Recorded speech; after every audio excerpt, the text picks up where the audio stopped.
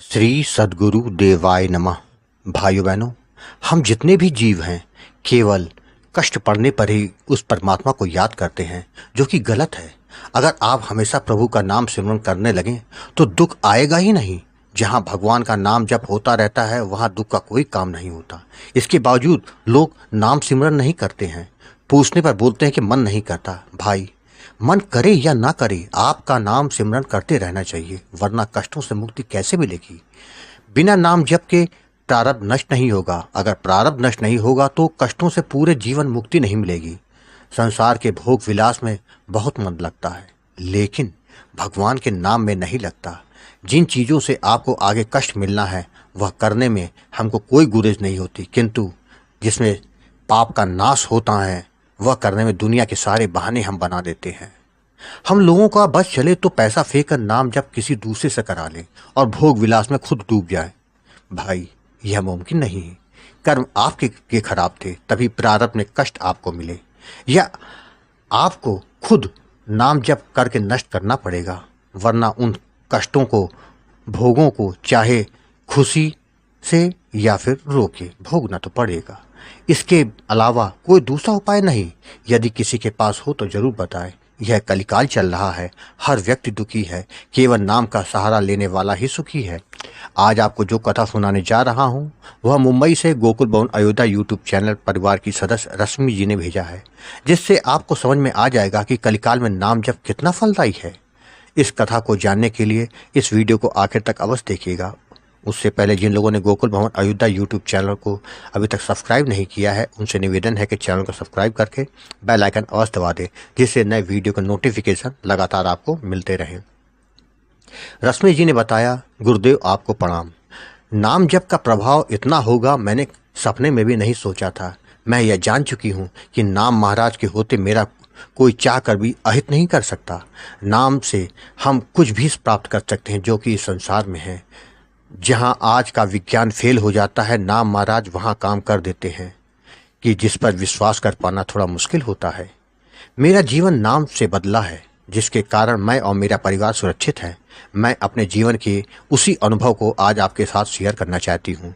वैसे मैं नई दिल्ली की रहने वाली हूँ। पिछले 7 वर्षों से मैं अपने पति और परिवार के साथ मुंबई में रहती हूँ।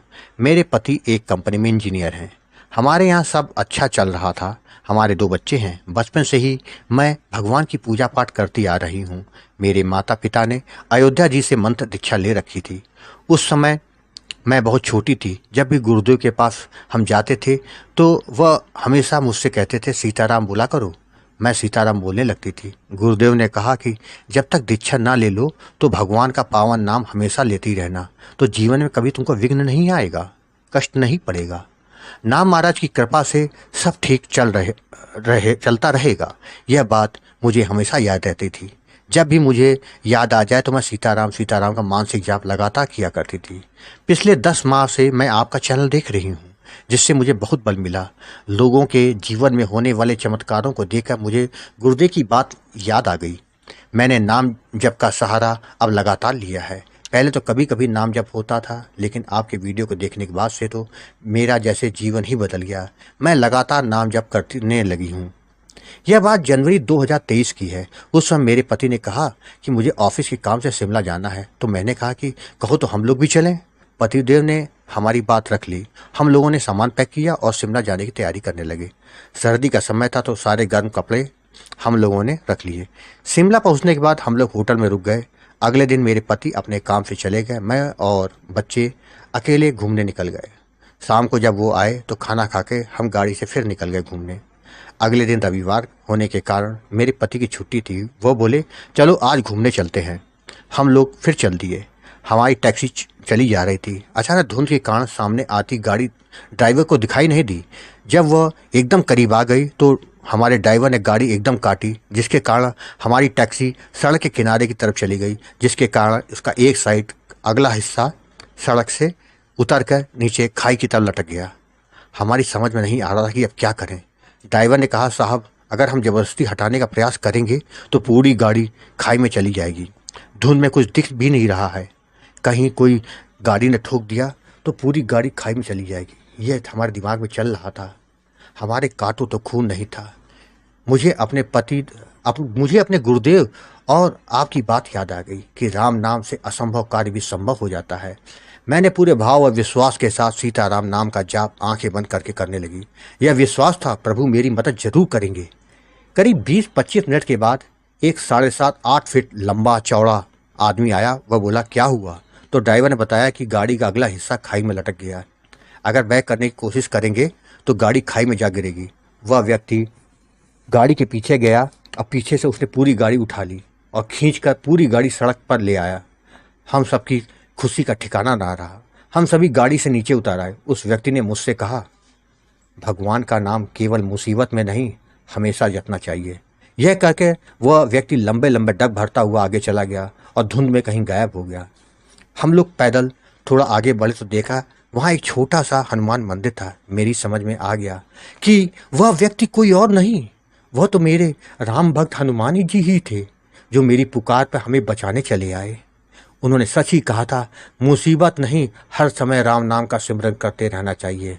वह दिन है और आज का दिन है। मैं और मेरे पति हमेशा सीताराम नाम का जाप करते रहते हैं, चाहे कहीं भी रहें। हमारा मानसिक जाप रुकता नहीं। अब तो ऐसा लगता है कि जैसे नाम जप नहीं करेंगे तो जी नहीं पाएंगे। सच में राम से बढ़कर राम का नाम है। कलयुग में नाम से बढ़कर कुछ भी नहीं। मैं एक बात कहना चाहती हूँ जो कि हनुमान जी ने कही थी कि राम नाम का हमेशा जप करते रहना चाहिए, जिससे मुसीबत पास ही नहीं आएगी और हमारे प्रारब्ध का नाश हो जाएगा। आप एकदम सही कहते हैं। हमने भगवान को भुला रखा है, तभी हमको कष्ट मिलते हैं। अगर भगवान को याद रखेंगे तो कष्ट हमसे दूर रहेगा। आप जो कार्य कर रहे हैं उससे बहुत से लोगों का कल्याण हो रहा है। राम नाम के चमत्कार को सबके सामने उजागर कर राम नाम की महिमा को सबके सामने ला रहे हैं। आपको कोटि कोटि प्रणाम। भाइयों बहनों, आपने देखा राम नाम की शक्ति के सामने सब बेबस है। आप दिल से भगवान का नाम को पुकारते हैं तो भगवान को मदद के लिए आना ही पड़ता है। कमी देने वाले में नहीं, कमी हम में होती है कि हम संसार को अपना और भगवान को पराया मानते हैं। आपको कथा अच्छी लगी हो तो कमेंट में जय श्री राम लिखना मत भूलिएगा, जिससे दास का मनोबल लगातार बढ़ता रहे और अच्छे प्रेरणादायक वीडियो आपको प्रस्तुत करता रहूं।